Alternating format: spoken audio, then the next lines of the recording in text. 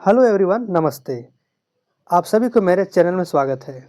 बाबू लोग, आज हम लोग पढ़ेंगे क्लास 7 का मैथ हाफ ईयरली एग्ज़ाम से रिलेटेड कुछ क्वेश्चन पढ़ेंगे।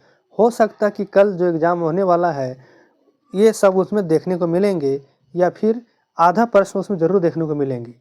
इसलिए पूरा का पूरा अंत तक, लास्ट तक बने रहना वीडियो में।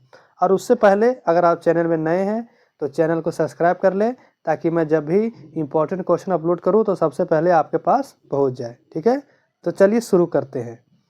हमेशा की तरह शुरू से शुरू करते हैं। ये क्लास 7 मैथ का कुछ क्वेश्चन है, सारा ऑब्जेक्टिव क्वेश्चन है। आप लोग को हो सकता है एग्जाम में देखने को मिलेगा। चलिए, पहला प्रश्न क्या बोल रहा है, देखिए।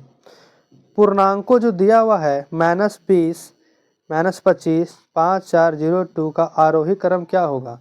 आरोही क्रम मतलब इसको बढ़ते क्रम में सजाना है। ठीक है, कौन सा क्रम सजाना है, बढ़ते क्रम में सजाना है। तो इसका कौन सा सही जवाब होगा, छोटा से बड़ा लिखना है। तो इसका सही जवाब होगा ऑप्शन बी। ठीक है, यही है आरोही क्रम। चलिए, 1 का आंसर होगा option B. Question number 2, -3 plus -5 ये क्या होगा। इसको सॉल्व करेंगे तो क्या होगा, तो बताना था। -3 -5 कितना होगा, -8 होगा। तो इसका सही जवाब होगा ऑप्शन ए, -8। ठीक है बाबू। चलो, क्वेश्चन नंबर 3, 2.1/8 प्लस 3.1/7 इसको सॉल्व करेंगे तो क्या होगा। इस भिन्न को छोड़ेंगे, सॉल्व करेंगे और तो क्या होगा, सॉल्व करना है। ठीक है, तो आप लोग कैसे सॉल्व करेंगे, 8 दूनी 16 17 और 3 से 21 और 1 22। इसको सॉल्व करेंगे तो क्या आएगा, 3 का आएगा ऑप्शन ए। ठीक है बाबू, 3 क्या आएगा, ऑप्शन ए। ऑप्शन ए होगा। ठीक है, ऑप्शन ए को लॉक कर दो। चलिए, हम लोग बढ़ते हैं अगले प्रश्न की ओर।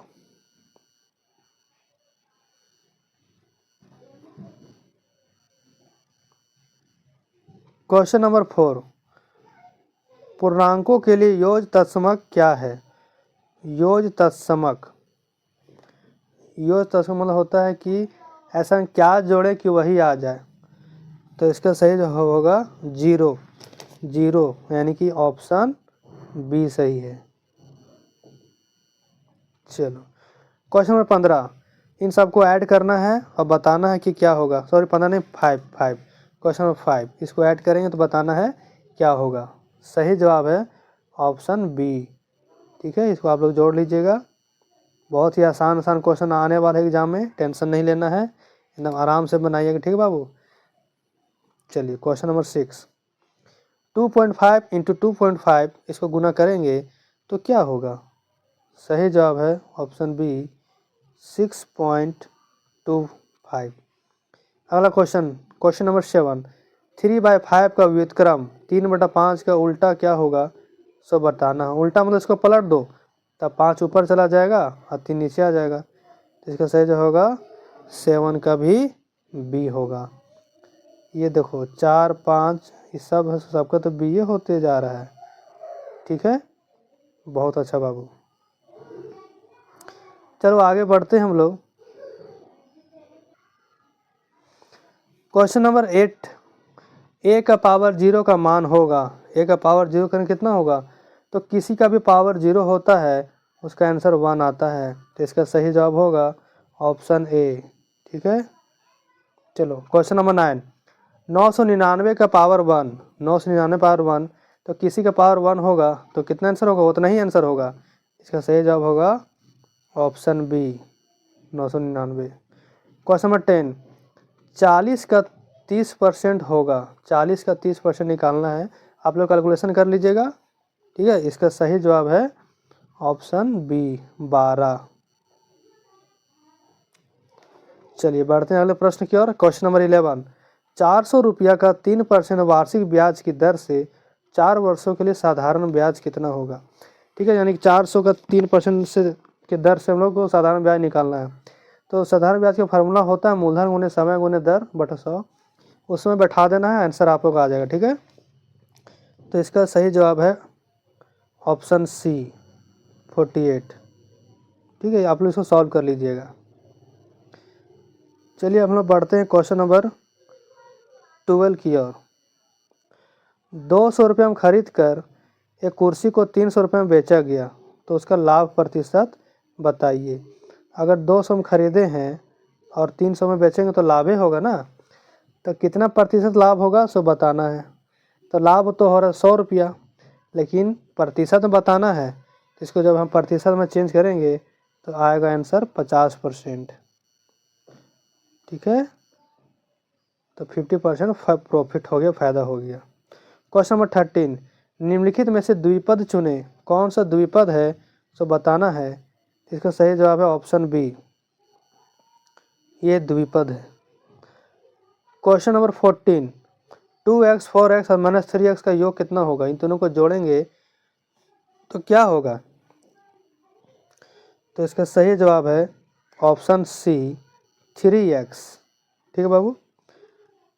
चलिए क्वेश्चन नंबर 15, किसी संख्या x के दुगने में 5 जोड़ने पर 13 प्राप्त होता है, तो इसके लिए कौन सा समीकरण सही होगा तो बताना है।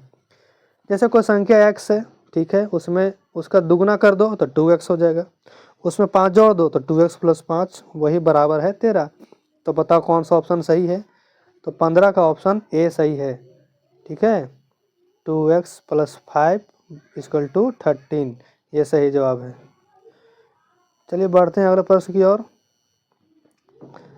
3 के 2 लगातार गुणज ज्ञात कीजिए जिनका योग 33 है। लगातार गुणज बताना है।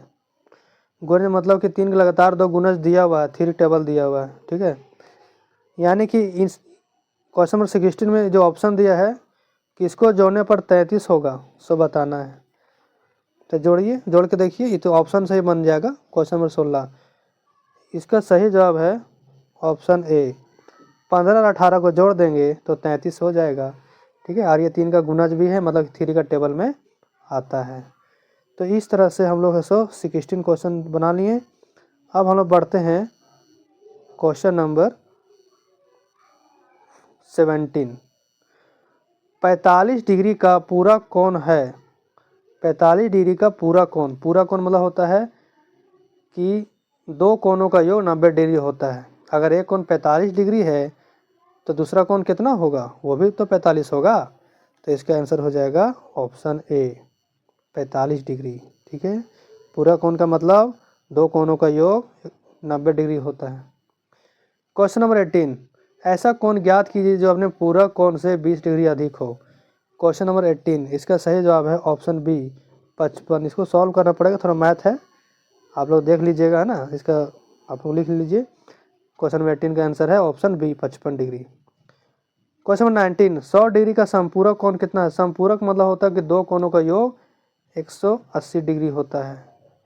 तो समपूरक कोण 100 का कौन हो जाएगा, क्वेश्चन नंबर 19 का सी हो जाएगा, क्योंकि इसमें 80 जोड़ देंगे तो 100 और 80 हो जाएगा 180। ठीक है, समपूरक कोण मतलब होता है दो कोणों का योग 180 डिग्री होता है।